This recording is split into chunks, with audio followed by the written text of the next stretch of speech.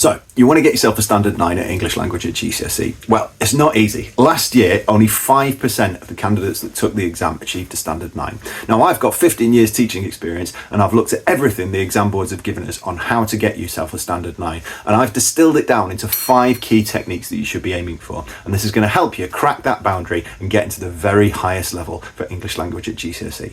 I'm going to show you an example paragraph, and then I'm going to walk through all of my techniques and show you how to analyse it to get a standard 9. The old house stood at the forest's edge, its walls cracked and swallowed by ivy.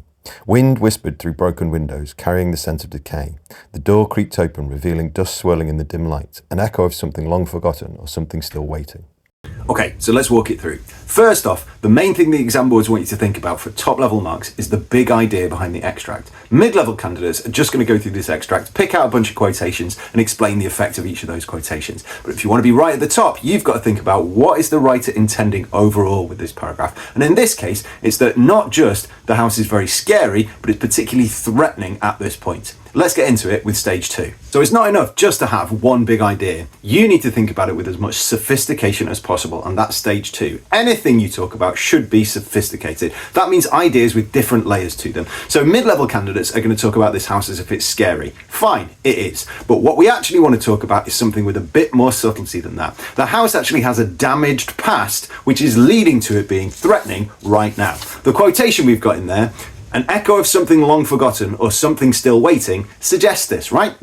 So if you want to be a top level candidate, you need to be thinking about ideas that are connected in some way or have some sort of different level to them. This brings us on to technique 3, which is using ambitious vocabulary. It's super important in English anyway, but it's very, very important to get yourself up to standard 9 level analysis. Make sure you select vocabulary that is very, very precise to make your ideas more precise and get more marks. So rather than talking about this house as if it's scary, talk about a sense of foreboding. This means that there's something eerie going on here which suggests something terrible is about to happen. Much more specific vocabulary, more sophisticated ideas, better marks.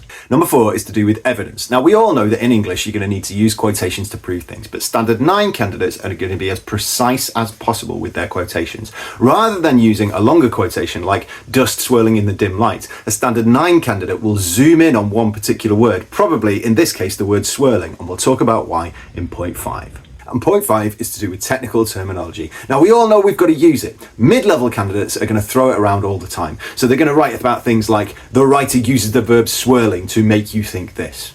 But that's just labeling up a technique. It shows that you can identify a verb. Standard 9 candidates are going to be much more sophisticated than that. So in this case, the writer's choice of verbs throughout creates a sense of mystery, but also threat. So we've got swirling in there and we've got whispered in there as well. And if you wanted to add an extra layer to it, they're using personification in there to make the house seem like it's particularly threatening. So to sum up, make sure you're talking about the big ideas the writer is trying to get across. Make those ideas as sophisticated as possible by looking for ideas with different layers, preferably connected together. Make your vocabulary as specific as it possibly can be to access more sophisticated ideas. Use very, very short quotations, and make sure you're not just labeling techniques but really explaining effects of techniques with precision. It takes practice and it's not easy to do, but if you continually work on these 5 things, you're giving yourself a much better chance of getting into that top 5% in the summer.